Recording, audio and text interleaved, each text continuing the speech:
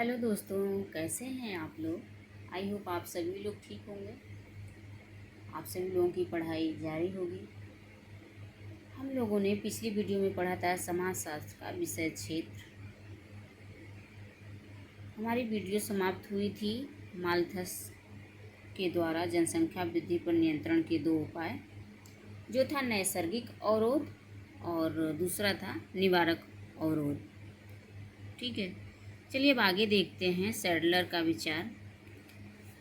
रहन सहन के स्तर ऊंचा उठने के साथ साथ जनसंख्या वृद्धि में कमी होती जाती है और उच्च स्तर की चरम सीमा पर वृद्धि पूर्ण रूप से रुक जाती है।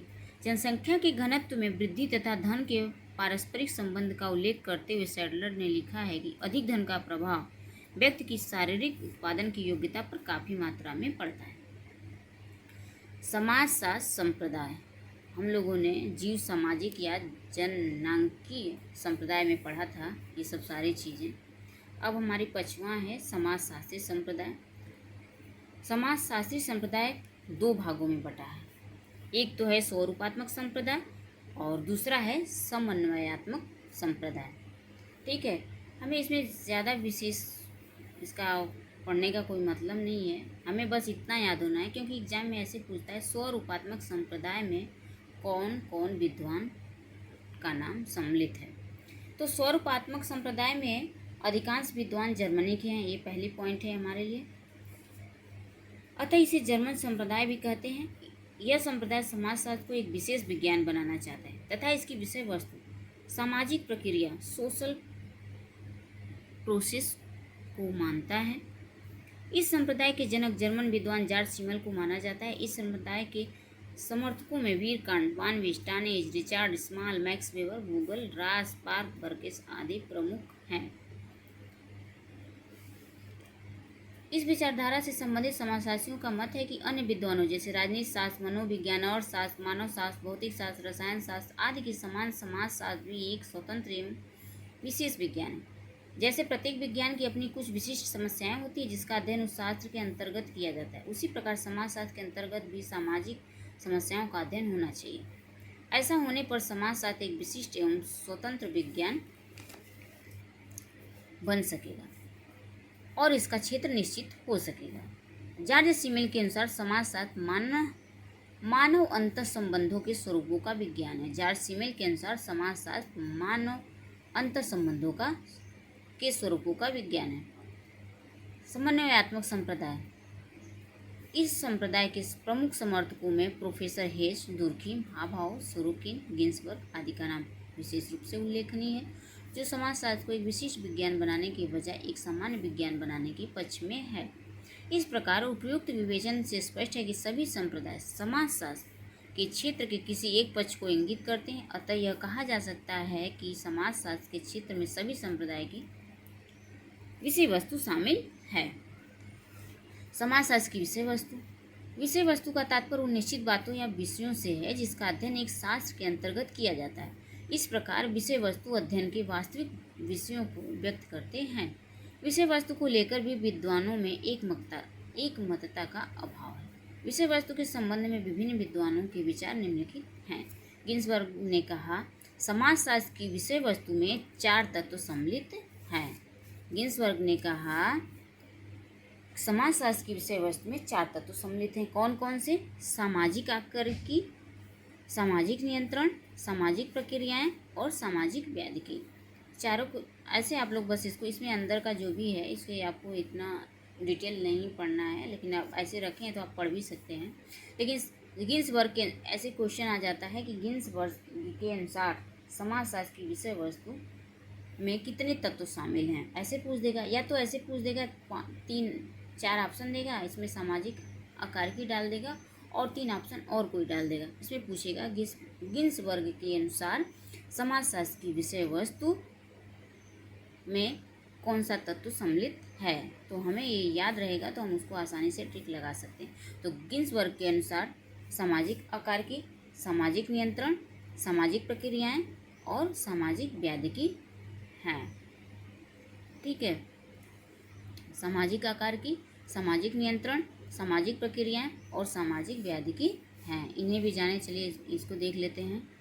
लेमर्ट ने सोशल पैथोलॉजी नामक पुस्तक की रचना की, जिसमें विचलन के दो रूप, प्राथमिक विचलन तथा द्वितीयक विचलन का उल्लेख किया। प्राथमिक विचलन के लिए सजा का कोई प्रावधान नहीं, क्योंकि ऐसा व्यक्ति पकड़ में नहीं आता। प्राथमिक विचलन में सजा नहीं प्राप्त होती, क्योंकि वो पकड़ में ही नहीं आता। अब हम लोगों ने लेमर्ट की जो पुस्तक है सोशल पैथोलॉजी, इसको हमको याद करना है। सोशल पैथोलॉजी किसकी बुक है? तो लेमर्ट की। इन्होंने दो प्रकार के रूप दिए विचलन के, एक प्राथमिक विचलन और एक द्वितीयक विचलन। प्राथमिक विचलन में सजा नहीं मिलती दोषी को, क्योंकि उसका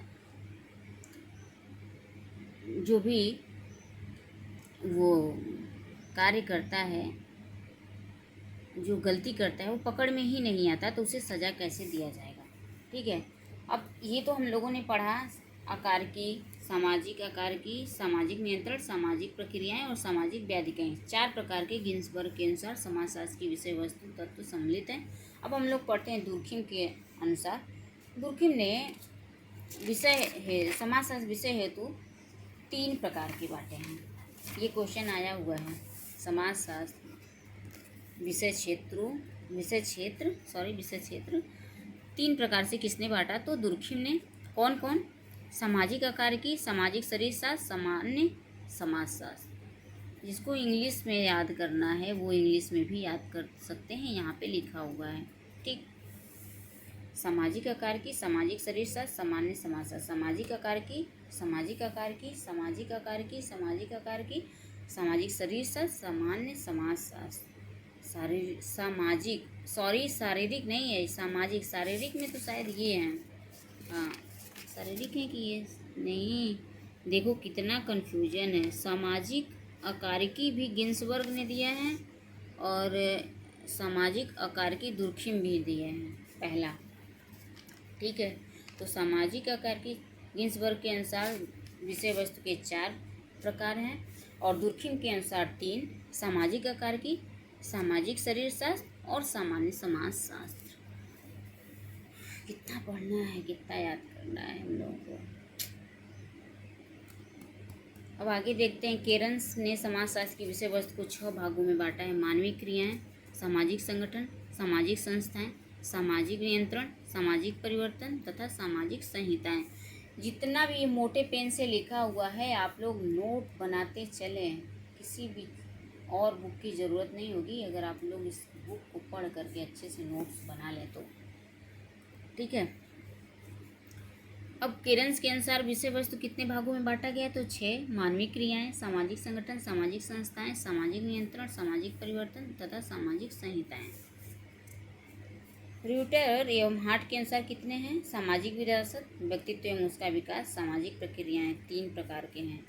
सामाजिक विरासत, व्यक्तित्व एवं उसका विकास, सामाजिक प्रक्रियाएं। कार्ल मैनहीम के अनुसार कितने प्रकार के हैं? व्यवस्थित एवं सामान्य समाजशास्त्र, ऐतिहासिक समाजशास्त्र। कार्ल मैनहीम के अनुसार 2 प्रकार के विषय वस्तु बताया गया है। व्यवस्थित एवं सामान्य समाजशास्त्र, ऐतिहासिक समाजशास्त्र।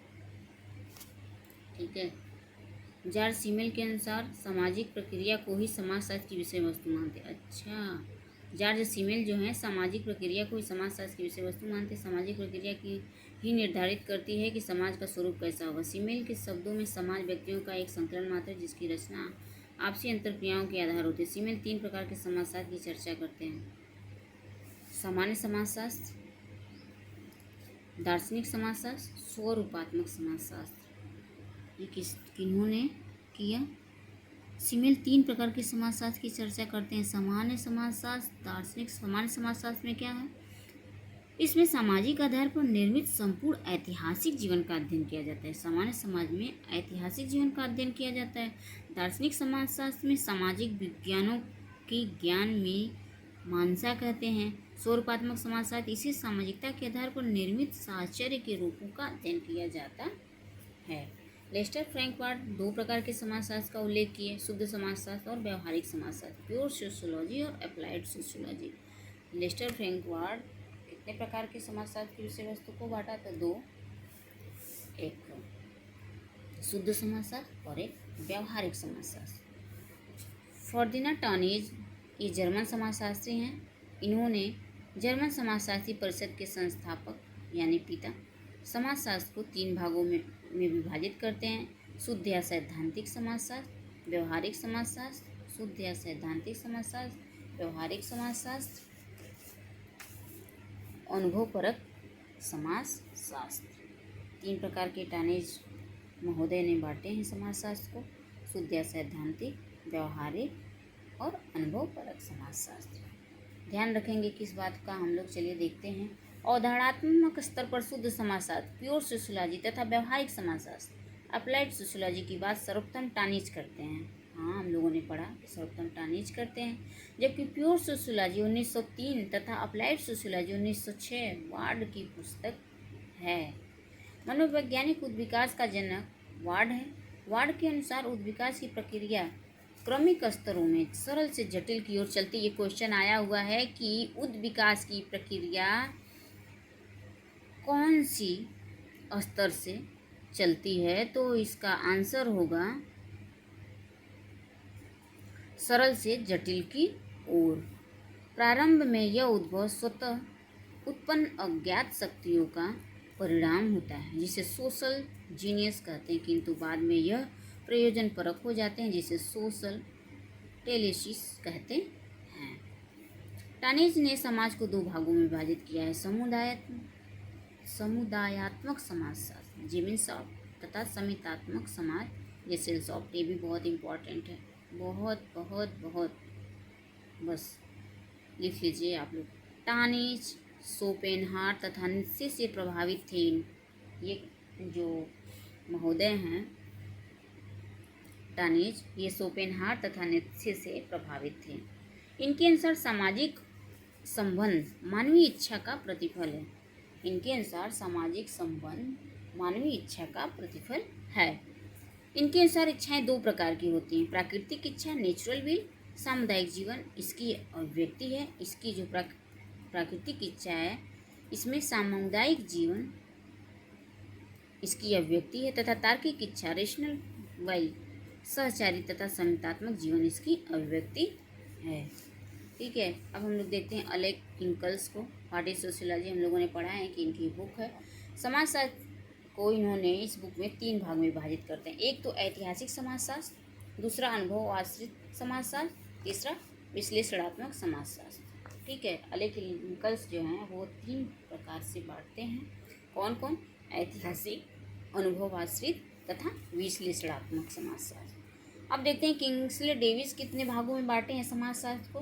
तो समाजशास्त्र विषय वस्तु को इन्होंने 5 भागों में बांटा है: सामाजिक संरचना, सामाजिक कार्य, सामाजिक अंतःक्रिया, व्यक्ति और उसका समाज तथा सामाजिक परिवर्तन। ठीक है, किंग्सले डेविस ने समाजशास्त्र की विषय वस्तु को 5 भागों में बांटा है। अब देखते हैं सोरोकिन। समाजशास्त्र के विषय क्षेत्र में निम्न बातें सम्मिलित की हैं: धार्मिक, राजनीतिक, सामाजिक, आर्थिक आदि घटनाएं एवं उनके मध्य सहसंबंध सामाजिक घटनाएं।